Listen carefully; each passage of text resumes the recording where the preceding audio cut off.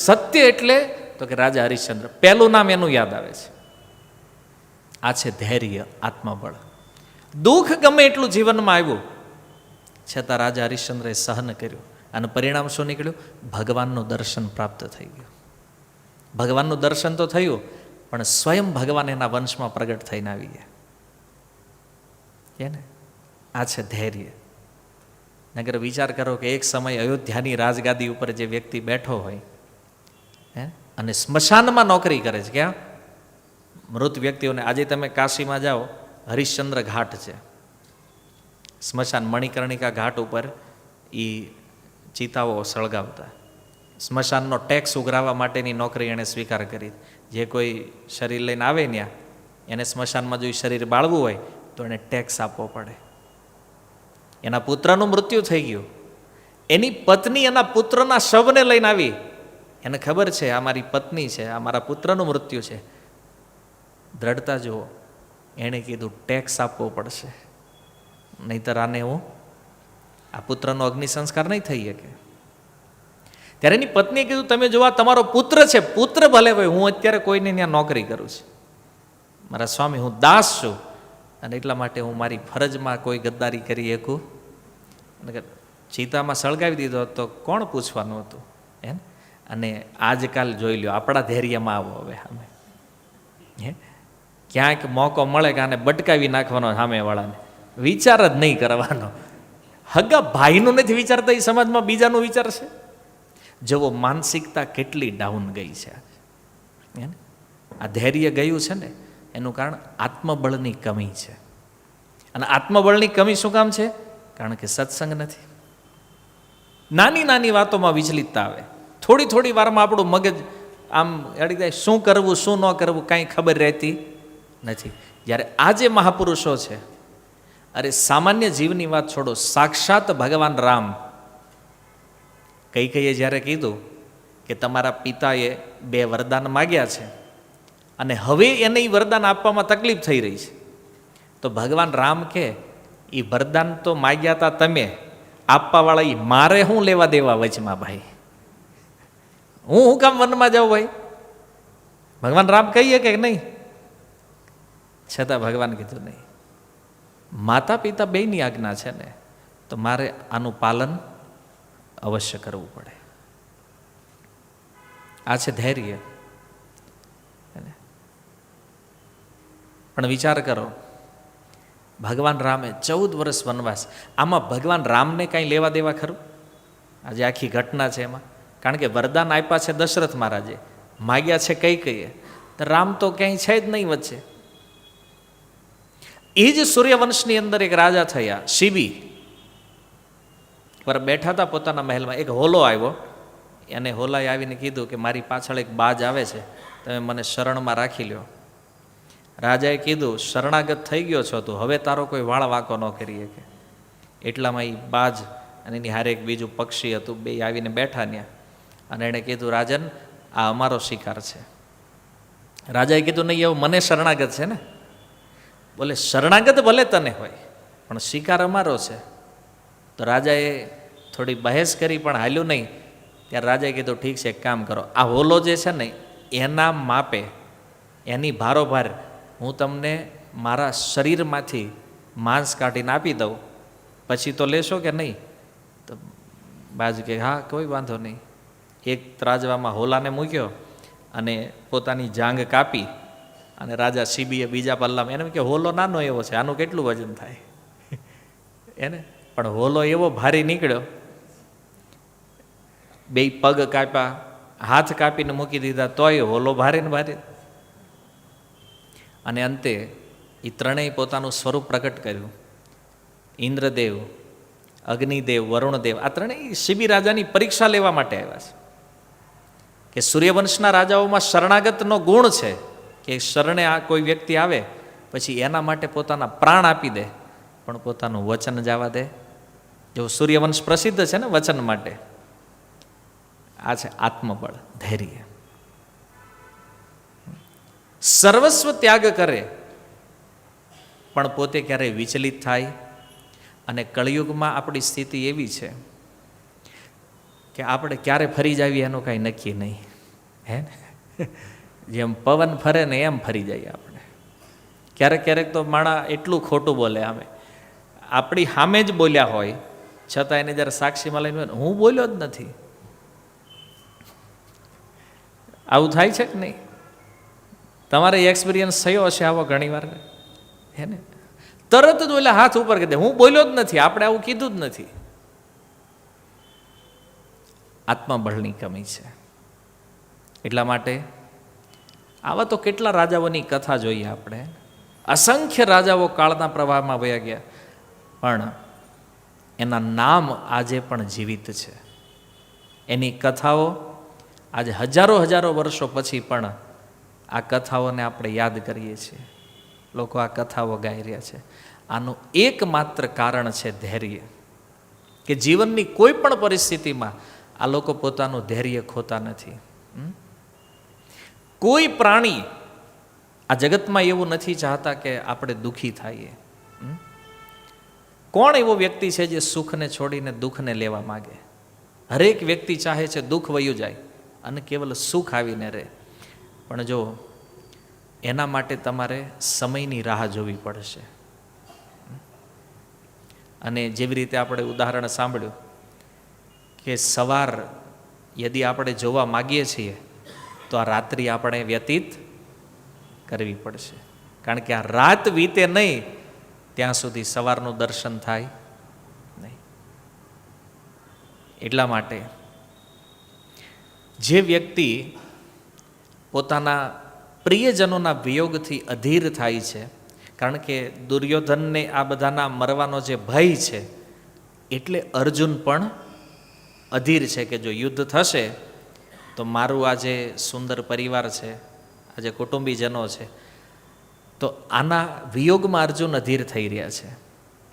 એટલે ભગવાન એને સમજાવે છે કે અર્જુન, અધીર થવાનો કોઈ લાભ જ નથી. માની લો કોઈ સ્વજનનું મૃત્યુ થઈ ગયું, જો આ સિદ્ધાંત આપણે બહુ સારી રીતે સમજવાની જરૂર છે. કોઈ આપણા સ્વજનનું મૃત્યુ થયું છે ને પછી તમે દુઃખ અનુભવ કરો, ગમે એટલા દુઃખી થાવ, એના માટે શોક કરો, રડો, આવું કાંઈ પણ આપણે કરીએ, પણ એ કોઈ દિવસ પાછા આવવાના છે. ઇતિહાસ સાક્ષી છે કે જે ગયા છે એ ફરીથી ક્યારેય પાછા આવ્યા નથી. તો કોઈ મતલબ જ નથી ને. હા, તમે ખૂબ રડો, યદી એ વ્યક્તિ તમારા રડવાથી જો પાછા આવી જતા હોય તો તમે તારે ખૂબ શોક કરો. પણ એ પરમ સત્ય છે, પરિસ્થિતિમાં કોઈ ચેન્જ થવાનો નથી. હા, એનો મતલબ એવો નથી કે લાગણીઓને વ્યક્ત ન કરવી.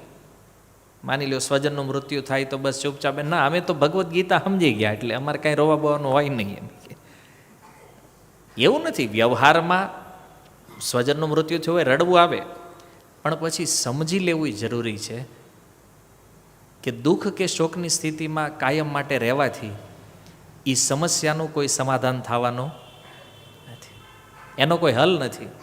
હા, પરિસ્થિતિ જો બદલતી હોય તો દુઃખી થવું જોઈએ, તો શોક કરવો જોઈએ. કારણ કે જેણે જન્મ ધારણ કર્યો છે એણે એક દિવસ તો મરવાનું છે, આ નિશ્ચિત છે ને. આપણે કોઈ અન્ય માટે શોક કરીએ છીએ, પણ ત્યારે એ કેમ ભૂલી જાય છે કે એક દિવસ આપણે તે જવાનું છે. આપણે અહીં પરમેનન્ટ નથી. એ થોડાક વહેલા વયા ગયા છે, આપણે થોડુંક પાછળ. ખાલી ટાઈમનો ફરક છે, બાકી સ્થિતિ બધાની એક હરખી છે. કોઈ 20 વર્ષની ઉંમરે મરે છે, કોઈ 50 વર્ષે, કોઈ 100 વર્ષે, પણ 100 વર્ષ પછી જવું તો પડશે. આમાં આપણે કોઈ વિવાદ ન કરીએ કે કારણ શું છે કે બ્રહ્માજી જેનું અનંત આયુષ્ય છે અને એક નાનો એવો વાયરસ આ હરેક વ્યક્તિને પોતપોતાના સમયે મૃત્યુ પ્રાપ્ત થાય છે. તો જન્મ જેનો છે એનો નાશ નિશ્ચિત છે, આજે નહીં તો કાલે, અને સદા જીવિત રહેવાના નથી. એટલા માટે એનો શોક છોડી દો અને ભગવાનના ગુણગાન કરો, ભગવાનનું નામ જપો, ભગવાનની કથા સાંભળો, સત્સંગ કરો. આ વાસ્તવિક વસ્તુ છે. કેમ? તમારા ભવિષ્યને પણ ઉજ્જવળ કરશે અને જે જાવાવાળા આત્માઓ છે એના ભવિષ્યને પણ ઉજ્જવળ કરશે આ સત્સંગ. આ એકમાત્ર વસ્તુ એવી છે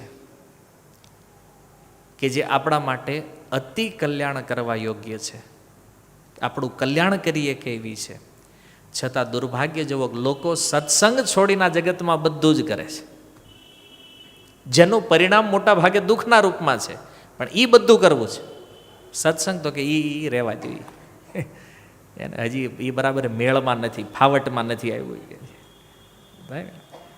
પ્રેક્ટિસ નથી આવી એની હજી. તો ધીરજ સાથે ભગવાનના ગુણગાન ગાવામાં લાગવું જોઈએ. વારંવાર વારંવાર જ્યારે વ્યક્તિ શ્રવણ કરે ને આ બધી વાતોનું, ત્યારે ધીરે ધીરે એના અંદર વૈરાગ્ય જાગે અને નાના મોટા દુઃખ જે જીવનમાં આવતા હોય ને, હવે રોજબરોજના જીવનમાં નાના મોટા સુખ દુઃખ તો થતા જ રહેતા હોય છે. આમાં પ્રેક્ટિસ થાય આપણી. આજે માનો તમે સાંભળીને ગયા છો, હવે કાંઈક એવી પરિસ્થિતિ કે કાંઈ વાંધો નહીં, થઈ જાય બધું હરખું. આપણે જો આપણા જે વડીલો હોય ને, એ આપણે જ્યારે ડિસ્ટર્બ થઈ જાય ને ત્યારે વડીલો આપણને શું કહે, ભાઈ થોડુંક ધૈર્ય રાખો, બધું થઈ જાય. તમે જો યુવાન વ્યક્તિ હોય અને ક્યાંક ફસાઈ જાય તો વિચાર કરે આત્મહત્યા કરી લો, પણ કોઈ દી કોઈ ગઢાએ આત્મહત્યા કરી? એને એક જ થઈ જાય. એટલે એ થઈ જાય એનો અર્થ શું છે? એ લોકો આપણને એ શીખવાડે, ધીરજ રાખો, ધૈર્ય રાખો, આ સમય તે વયો જવાનો છે. અને એટલા માટે વડીલોનું આટલું સન્માન છે. કેમ? ગમે એવી પરિસ્થિતિ હોય ને એ કંટ્રોલ કરી લે ધૈર્યથી. જીવનના હરેક ફિલ્ડમાં તમને આ ધૈર્ય કામ લાગશે. જો આ ધીરજ ધારણ કરી રાખશો ને તો હરેક ફિલ્ડમાં આનું રિઝલ્ટ હંમેશા પોઝિટિવ નીકળવાનું છે. અને શરીર જે ઉત્પન્ન થયું છે એ પૂર્વ જીવનના કર્મ જ છે, એટલે એમાં આપણું કાંઈ હાલવાનું નથી, એને ભોગવવા જ પડશે. કોઈ બહુ હારી હારી વાતો કરીને કે આમ મનને તમે લલચાવવાની ફોહલાવાની ટ્રાય કરો, એ ગમે એ કરો, પણ ભોગવવાનું છે એ નક્કી છે. આનો બીજો કોઈ રસ્તો જ નથી. એટલે બુદ્ધિમાન વ્યક્તિ છે કે વિચલિત થયા વગર એ કર્મોને ભોગવતો રહે, અર્થાત પરિસ્થિતિને સહન કરે. અને પરિસ્થિતિથી બચવા ક્યારેક આપણે દાન કરતા હોય, પુણ્ય કરતા હોય, જપ કરતા હોય, તપ કરતા હોય, દવાના ઉપચાર કરતા હોય, પણ આ બધાનું રિઝલ્ટ ત્યારે જ નીકળે જ્યારે કર્મોની સમાપ્તિ થાય. એને ભલે કારણ આપણને એ લાગે કે ભાઈ આપણે તાવ આવ્યો, દવાખાને ગયા, દવા લીધી એટલે સારો થયો હું. દવા એમાં કારણ છે, પણ મૂળ કારણ કર્મ છે. સમજાયું? કારણ કે કર્મ ન હોય એવું તો માણસ બીમાર જ ન થાય.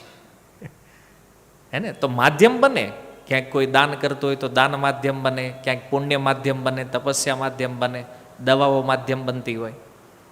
પણ રિયાલિટી એ છે કે એ કર્મ ભોગ, કારણ કે તમે બીમાર થયા અને તમે 5 દિવસ કષ્ટ સહન કર્યું એટલે જ એ કર્મ કપાણું છે, એટલે જ દવા એ 5મા દિવસે અસર કરી ગઈ તમને.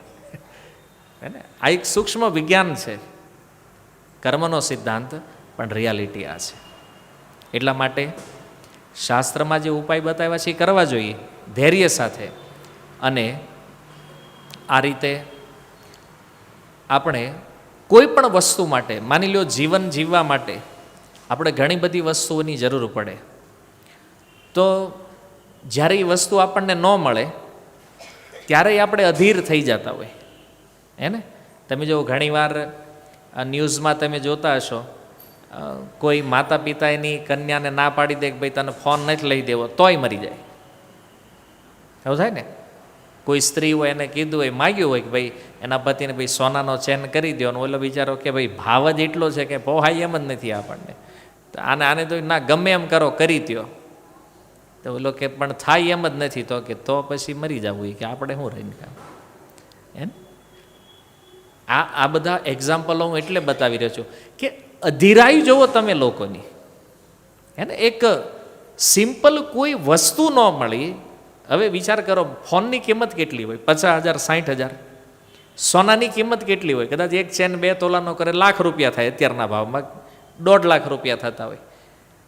પણ એની સામે મનુષ્ય જીવનની કિંમત કેટલી છે એ વિચારવું કામ નથી આવ્યો? અધીરાઈના કારણે. કારણ કે અધીરાઈ જીવનમાં આવે ને ત્યારે માણસ વિચાર ન કરી શકે કે જે નથી મળ્યું એની કરતાં જે ગુમાવી રહ્યા છીએ એની કિંમત કેટલી છે.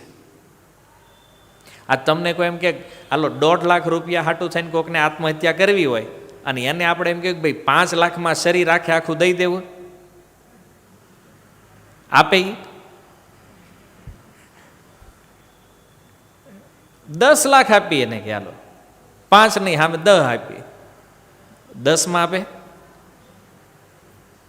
1 કરોડમાં કોઈને કીધું 1 કરોડ રૂપિયા આપી, ભાઈ અમારે જે અંગો જોતા છે એમાં જ કાઢ લેવું અમે.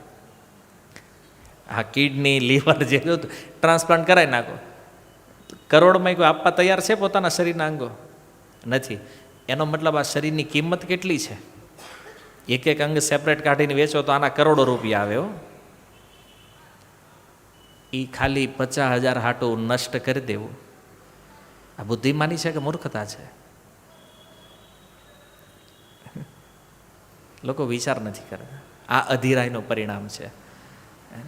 એટલા માટે ભગવાન અહીંયા કહી રહ્યા છે કે આ પરિસ્થિતિ સુખ દુઃખની રહેવાની છે જ્યાં સુધી આ શરીર રહેવાનું છે. તો આનો ઉપાય શું છે? એક વાતને સમજી લેવા જેવું છે. હું જ્ઞાની કાટે જ્ઞાન તે, અજ્ઞાની કાટે રોય. શું કહે છે અહીંયા? કોઈ ધૈર્યવાન વ્યક્તિ છે, ધીર પુરુષ છે, એ પોતાનો સમય કેવી રીતે કાપે છે? જ્ઞાનથી.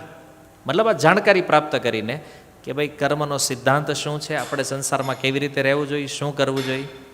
અને અજ્ઞાની કાટે રોય. જે અજ્ઞાની માણસ હોય ને રોતા રોતા જિંદગી કાઢે, હે ને? અમને આ ન મળ્યું ને, ઘર ન મળ્યું ને, કપડાં ન મળ્યા ને, પૈસા નથી, રોતા જ હોય ગમે ત્યારે. મોત બુઢાપા આપદા સબકા હુકો હોય. મૃત્યુ, વૃદ્ધાવસ્થા અને વિપત્તિ, જેણે જેણે આ પંચમહાભૂત શરીર ધારણ કર્યું છે ને, આ બધા વ્યક્તિઓને રહેવાની છે. એટલે આમાં કાંઈ ટેન્શન લેવા જેવું નથી. જ્ઞાની બની આ જ્ઞાનને સમજી અને આપણે આપણું જીવન ચલાવવું જોઈએ. કોઈનું જોઈને આપણે દુઃખી થવાની જરૂર નથી. કોઈની પણ વસ્તુ સંપત્તિને જોઈને આપણે બળવાની જરૂર. એને એના કર્મના કારણે મળ્યું છે, આપણને આપણા કર્મના કારણે મળ્યું છે. પણ જે છે ને એમાં મોજ કરો. શું કામ? માની લ્યો 1500 વારમાં બંગલો હોય તમારો અને આપણે 2 BHKમાં રહેતા હોય, તો એટલે 1500 વારનો બંગલો જોઈને આપણે 2 BHKમાં કાંઈ દુઃખી ન થવાય. શું કામ? પહેલું તો જે ભાગમાં હતું એ આવ્યું છે. બીજું કે 1500માંથી એ વાપરે 500 વાર જ નહીં, કદાચ 1500માંથી 100-200 વાર યુઝ કરતા હોય. અને આપણે તે જે જગ્યાઓ લઈને બેઠા છે એમાં મળ્યું વાપરવા જોઈશ કેટલું. એક બહુ સીધી ને સિમ્પલ વાત છે અને તમે સાંભળી હશે. પહેલાં તમારું મકાન ગમે એવડું હોય, હોવાના 6x6માં જ બીજે ક્યાંય. હવે માની લો કે આવડો મોટો બેડરૂમ હોય તમારો, કઈ સારું રૂમ બહુ મોટો મસ્ત બનાવ્યો, તો કાંઈ એમાં એ આળોડતા જ ન હોય આખી રાત આમથી આમ કે ભાઈ 2 કલાક આણપા સૂતા હોય, 2 કલાક આણપા સૂતા હોય. 100 વારનો કદાચ એક બેડરૂમ હોય ને તો 6x6 મોટું કહેવાય. 6x3માં જ હોય એ, એટલામાં જ પડખા ફરવીને આમ જે કરવાની ત્યાં જ હોય બધું. એટલે આપણી જે મૂળભૂત જરૂરિયાતો જે છે ને એ બહુ ઓછી છે, પણ આપણું મન જે છે ને એની ડિમાન્ડ બહુ મોટી છે. અને મનમાં બધું આવી જાય પાછું. એટલે એટલા મોટા મોટા મકાનો થયા તોય પછી હજી સંતુષ્ટિ તો નથી. કેમ? વળી પાત તો કે આપણું સારું નથી, આની જેવું કરવું, આને પાડો કે ઓલાને જેવું બનાવો, અને આ બધામાં જિંદગી પૂરી થઈ જાય છે. આ અજ્ઞાનીઓનું કામ છે. એટલે કીધું જ્ઞાની કાટે જ્ઞાન તે, અજ્ઞાની કાટે રોય. જેને જ્ઞાન નથી એ તો બસ રોતા ને દુઃખી થતા થતા ને કોકનું જો એમાં બળીને વયો જાય. પણ જુઓ, મૃત્યુ, વૃદ્ધાવસ્થા, રોગ અને વિપત્તિ આ હરેક શરીરોમાં રહેવાનું છે. એટલે આમાં કોઈ ટેન્શન લેવાની જરૂર નથી. અને રાજા ભર્તૃહરિએ એક શતક લખ્યું છે, એક બહુ સુંદર શ્લોક એમાં કીધો છે, યદ્ધાત્રા નિજ ભાલ પટ્ટ લિખિતમ સ્તોકમ મહદ્વા ધનમ. કહે છે તમે આ જગતમાં ગમે એટલો પ્રયાસ કરી લો, ગમે એટલી ટ્રાય કરી લો, યદ્ધાત્રા નિજ ભાલ પટ્ટિકા લિખિતમ, જે કપાળમાં લખ્યું છે એનાથી વધારે મળવાનું નથી અને એનાથી ઓછું કોઈ દી થવાનું નથી. આ પરફેક્ટ સિદ્ધાંત છે. મહેનત 4 કલાક કરો, 40 કલાક કરો, જે લખાયું છે એનાથી કાંઈ પ્લસ માઇનસ થવાનું નથી. કારણ તત્પ્રાપ્નોતિ મરુસ્થલે અપી, જો તમારા ભાગમાં ધન લખ્યું છે તો પછી રણમાં વયા જાવ ને તોય તમને ધનનો ભંડાર મળે, અને જો ભાગમાં નથી લખ્યું તો મેરુ પર્વત ઉપર વયા જાવ તો એ કાંઈ મળે નહીં. એટલું સુંદર છે. તદ્ધીરો ભવ વિત્ત વત્સુ કૃપણામ વૃત્તિ વૃથા મામ કૃથા. અને કહે છે કોઈ વ્યક્તિ ધનથી બહુ સુરક્ષા કરવાની ટ્રાય કરે અથવા કોઈ બહુ કંજુસાઈ કરતો હોય ધનને બચાવીને રાખવાની, છતાં યદી જો એની પાસે ધન નથી રહેવાનું તો ગમે એટલી ટ્રાય કરે તોય કોઈ બીજા લઈ જાય. અને એની પાસે જો રહેવાનું છે, ખુલ્લું મૂકી દો ગમે ના તોય કોઈ ન લઈ જાય. આ તમે જો દેહમાં આપણે કપા કરીએ, ખેતરમાં ખુલ્લો હોય કે નહીં, લાખો રૂપિયાનો માલ છે એ હાવ ખુલ્લો પડ્યું છે, કાંઈ ટેન્શન. અને લાખ રોકડા હોય તો તાળા મારી મારીને મૂકે તોય કોઈક ચોર આવીને ઉપાડી જાય. થાય છે ને દુનિયામાં. એટલે જેની સુરક્ષા પ્રકૃતિ ચાહે છે ને એને કોઈ ચોરી ન કે. તમે સુરતમાં નીકળો, લાખો લાખો રૂપિયાની ગાડીઓ રોડ ઉપર પડી હોય, કાંઈ વાંધો આવે? અને ક્યાંક હાચવીને મૂક્યા હોય, ચપ્પલ નથી રહેવા દેતા. બોલો છે ને, 10 લાખની ગાડી પડી હોય પણ 500ના ચપ્પલ હોય તો ઉપાડી જાય તરત. એટલે બહુ ચિંતા કરવાની જરૂર નથી. ધૈર્યમ ધારયતિ, બસ ધૈર્ય ધારણ કરો અને ભગવાનનું ભજન કરો. કેમ? કારણ કે સંતુષ્ટિ જેની અંદર આવી ગઈ ને, આનાથી મોટો સુખી આ જગતમાં બીજું કોઈ નથી. સંતુષ્ટિનો ગુણ આવી ગયો છે ને, એ બ્રહ્મા કરતાંય સુખી છે. કેમ? કારણ કે જેને કોઈ ઈચ્છા જ નથી, કોઈ અપેક્ષા, જે મળ્યું એમાં સંતોષ છે, આ માણસને આ જગતમાં કોઈ દુઃખી કરીએ કે નહીં. એટલા માટે ભગવાને આ સુંદર શ્લોક અર્જુનને સમજાવતા કીધું કે સુખ અને દુઃખમાં જે વિચલિત નથી થતો, એક સમાન રહે છે જે બે સ્થિતિમાં, એ મુક્તિ પામવા માટે સર્વથા યોગ્ય છે. આવી અવસ્થા જેની આવી ગઈ એ તરત આ જગતમાંથી મુક્ત થઈ જશે. એને કોઈ લાંબા લપમાં પડવાની જરૂર નથી. તો આ રીતે ધૈર્ય એક મહાન ગુણ છે અને એ પ્રત્યેક ભક્તોએ પોતાના જીવનમાં ધારણ કરવું જોઈએ. હરે કૃષ્ણ. શીલ પ્રભુપાદ કી નિતાય ગૌર પ્રેમાનંદે.